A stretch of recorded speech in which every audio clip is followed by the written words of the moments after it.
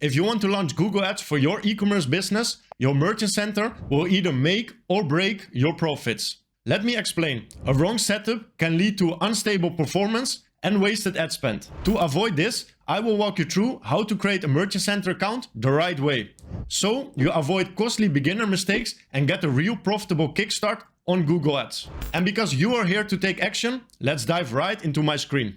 So there we are. If you go to merchants.google.com, you will end up on a page like this. First of all, it's very important to make sure that you're logged in into the right Gmail account. To do so, you go to the user icon on the right top corner and then sign in with the right Google account. But to save you some time, I've already logged in into one of our client accounts. So there we are on the main dashboard for the Merchant Center. You can see that this client account is already connected, but to do the full walkthrough, I will show you all steps that are necessary. So first of all, it's important to understand what is a Google Merchant Center. A Merchant Center platform will verify your products and your website before they are qualifying for the Google Ads platform. So if everything is approved, just as the sample here, your products are sent from Shopify to Merchant Center to your Google Ads account and they are ready to advertise. So the first step, when you just created your Merchant Center account, you go on the left side to business information. Then you press edit business details right here. So we need to make sure that all your business details that you implement on the Merchant Center are visible on the front end of your website as well. So inside the business name right here, you will mention the name of your website. In the business address here, you will mention the street name and the house number where your business is registered. Then you follow with the city, with the state and the province, the zip code, and you need to make sure that you have the right country here as well. The country cannot be changed in the Merchant Center account settings, and you had to select that during the account creation, so make sure that is fully aligned with the right business registration country. If you scroll down a little bit, this is often forgotten by merchants that I speak to on the call. Here you need to implement your customer service URL.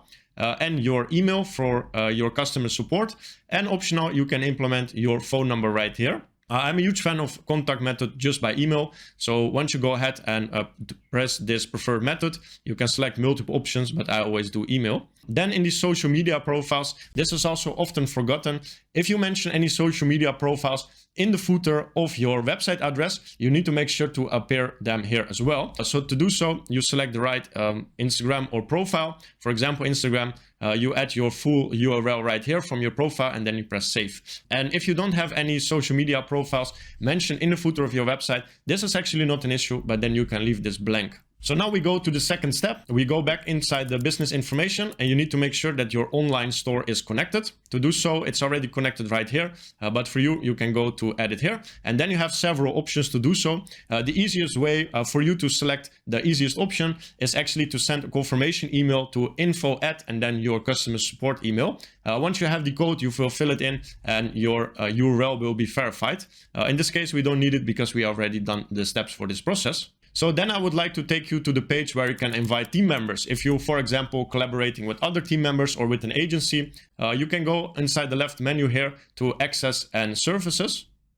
Then you can see add person right here, and you can select any email address that you would like to add. So you have several options. You have this view only option, you have the standard option or the admin option. Most of the time, if you work together with an agency on your Google Ads or Merchant Center, they need an admin option. But if it's just regular team members, I would advise to take the standard or the view only option. So then we go to a very important topic in the Merchant Center, which is implementing your shipping information. To do so, you go on the left side to products and store. You select shipping and returns. Then you can see that this status is already complete for this merchant. But to do so, I will show you how to implement the shipping policy for your website. Here you give this shipping policy any random name. For example, your signature, and then, for example, NL for Netherlands or USA for United States, whatever. Then you select the right country. If it's not in the list yet, you will select, for example, here, United States. And then you can press save. And add to the right corner here, press continue. Then you can select that this is for all of the products that you have. So you press continue.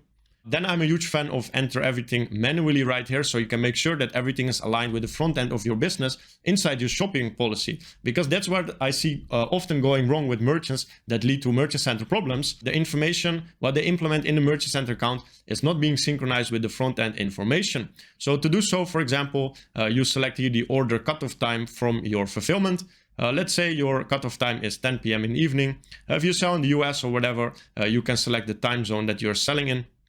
Make sure to put the handling days, for example, 1 to 3 days, for example, and then Monday to Friday, because most shipping carriers or fulfillment centers don't work in the weekends. And then, for example, with the transit days, you can press here 5 to 7 days, again, Monday to Friday. So here you need to make sure that you have all information aligned on the front end. So if you want my templates to implement the shipping policy, make sure to click on the link in the description. It will save you a ton of time, and it can save also a lot of headache, because if your business information in the policy is not aligned with your merchant center, it will be suspended. So it's very important to follow the right strategies right here.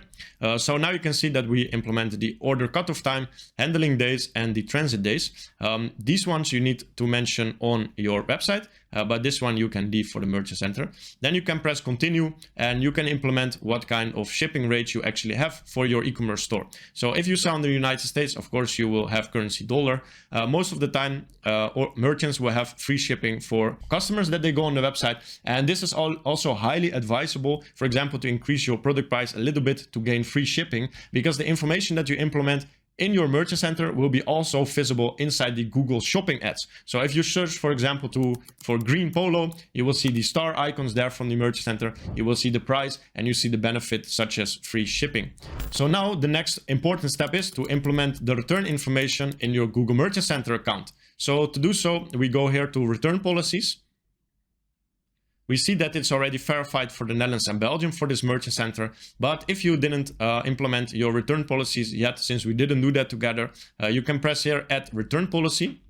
Then you need to copy and paste the URL policy from your website right into the merchant center.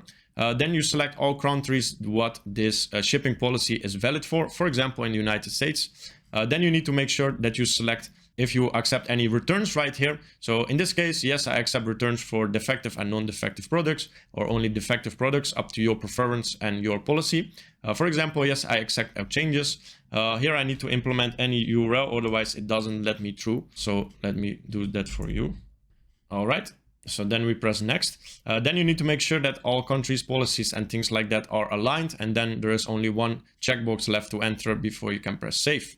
I will not do so because we already implemented this correctly for the partner. And once again, this is super important, because if your information from Merchant Center is not aligned with the front end of your website, there is a high chance that your Merchant Center will be suspended, because the reason Merchant Center exists in the eyes of Google is to verify all information for the potential visitors that Google is going to bring to your website. So if the quality is matching your standards, you will have a good dominating position in the shopping listing. And if the information on the front end is not matching with your Merchant Center, there's a high suspension rate for the Merchant Center account. So now the logical next step is to go to the connections. So if you press here access and service, then we go here for apps and service. Then you can see that you can press add service. And here you can select, for example, your Google Ads account, because only then the products from Shopify go to the Merchant Center and then in your Google Ads account. If your Google Ads account is not linked here yet, make sure to do so. Otherwise, the products will not be sent to your Google Ads for them to be advertised on. I already did so we can cancel this process. Now the logical next step is to add products as well. Inside the data sources, you can see here in the left menu, you can see we already applied a few data sources. We already done this process for this client with the app called Multifeed. I will put the link here in the screen so you can follow that tutorial as well if you want the best way to synchronize your Shopify products to the Merchant Center. But that's for another video because it's quite complex to implement. So then once you implemented the products right here, you can see for the shopping listing or for the free listing, you can see that we need to check why the products are limited, but that's most likely because we just implemented the wrong return policy. And that's what I say, how strict the Merchant Center actually is. So the question, is Merchant Center actually worth it? 100% yes. It's necessary to verify your website information as well as on the product information. So that's why I wanted to make this guide for you to inform you in the right way how to implement this Merchant Center in the correct way. And these were actually the most important topics that we need to cover about the Merchant Center. Any other topics in the Merchant Center are most likely duplicated from Google Ads or the Google Analytics platform. So I will catch up on these in another video. So now the next step is to launch your Google Ads. From this explanation, you can see how much effort is actually required to prepare for a successful Google Ads launch. Therefore, as an e-commerce store owner, I understand that you most likely already have a very busy schedule. In that case, I would like to invite you to click on the first link in the description to book a personal call with me so we can see if we are the right partner to scale your Google Ads to the next level. And if you have more time to prepare your Google Ads, make sure to watch a recommendation video after this, where I show you exactly how to link Shopify to your Google Merchant Center, so you make sure that all products are synchronized in real time. I see you there.